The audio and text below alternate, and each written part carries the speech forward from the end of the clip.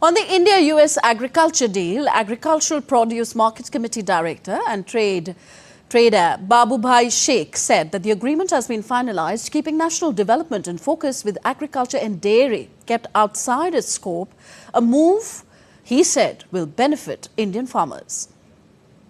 Agriculture का USA के साथ डील जो डिक्लेयर हुआ है उसमें हमारे प्रधानमंत्री माननीय नरेंद्र भाई मोदी साहब ने जिस तरह से यह देश के विकास को ध्यान में रख के डील किया है उसमें एग्रीकल्चर और डेयरी फार्मिंग को बाहर रखा है, तो यह एक बहुत सराहनीय डील है। जो फ्रूट्स होते हैं इसके ऊपर से बिल्कुल 0% टैरिफ किया है, यानी यहाँ के किसानों को इसका बहुत बड़ा फ़ायदा होगा, किसानों के साथ साथ व्यापारियों को भी फ़ायदा होगा।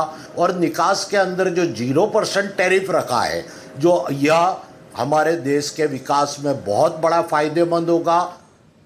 South Gujarat Chambers of Commerce and Trade President Nikhil Madrase said that the revised terms reflect a positive shift, with the earlier high US tariffs now significantly reduced, making the agreement favorable for India.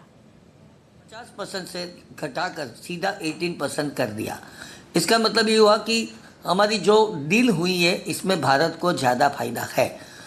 अब 18% tariff है जो पहले शून्य था, लेकिन फिर भी मुझे लगता है कि इसे एक्सपोर्ट में ज़्यादा बढ़ाव आएगा। फ़ायदा ये हुआ है कि इस दौरान जो वक्त गया उस वक्त में हमने पूरे वर्ल्ड में अल्टरनेटिव मार्केट ढूंढने की कोशिश की और हमें सफलता भी मिली।